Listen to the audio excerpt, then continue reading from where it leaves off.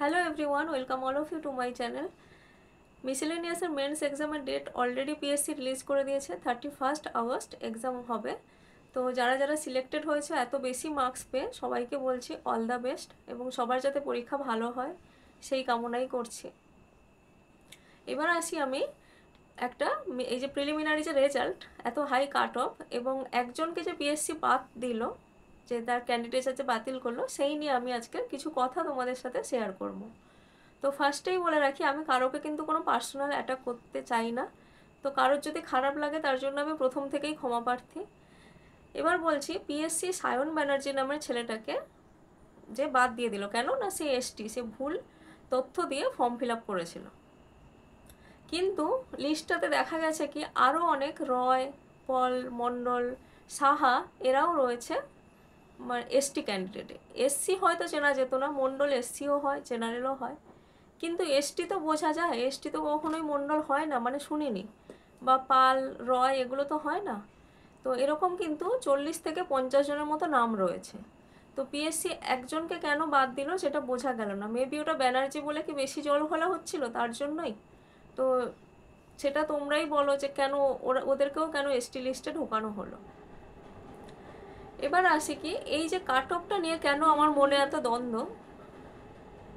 আমি ভাবলাম যে এই যে 2024 সালে সেপ্টেম্বর মাসে তো পরীক্ষা হয়েছিল, তো 10,229 মানে তো অনেকটাই।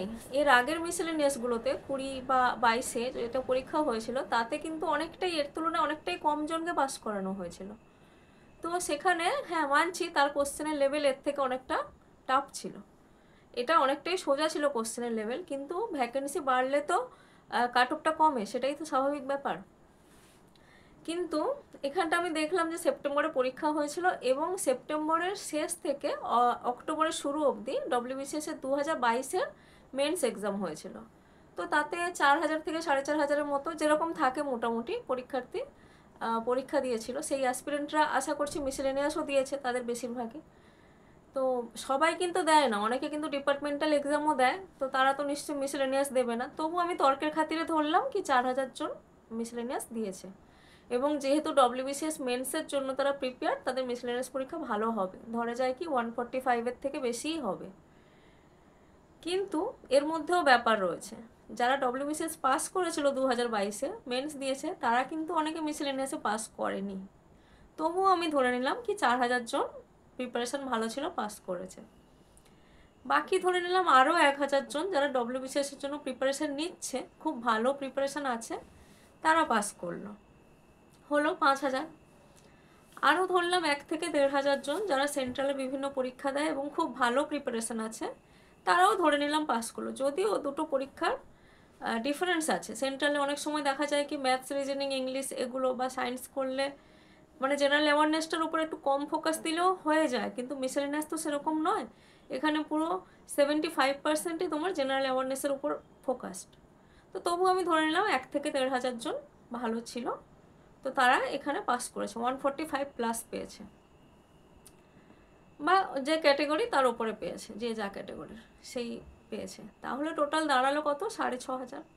কিন্তু 10,229 মানে আরও এই যে এতজন, 3,500-এর বেশি, প্রায় 4,000 মতো ক্যান্ডিডেট, তারাও কি সবাই 145+ পেয়েছে? মানে এটা আমার একটা কোশ্চেন মার্ক। এটা আমি জাস্ট তোমাদের সাথে আলোচনা করছি, ব্যাপারটা ভাবাচ্ছে না কি কোথাও? কোশ্চেনের লেভেল সহজ ছিল মানছি, কিন্তু 145+ কতজন পেয়েছে? সহজ ছিল মানে তো এতটাই সহজ ছিল নাকি যে 10 গুণ লোককে বা 10,000 জনকে ওয়েস্ট বেঙ্গলের মধ্যে ডাকলে তার মধ্যে সবাই 145+ পেয়েছে? মানে লক্ষণীয় বিষয় এটাই হলো, ডব্লিউবিসিএসের যখন পরীক্ষা হয়েছিল 101.5 যখন কাট অফ এসেছিল, এত হার্ড কোশ্চেন হওয়া সত্ত্বেও অনেককেই শুনেছিলাম যে পাস করেছে চেনা জানার মধ্যে। এইখানে কিন্তু খুব একটা শোনা যাচ্ছে না যে মিসেলেনিয়াস পাস করেছে বলে।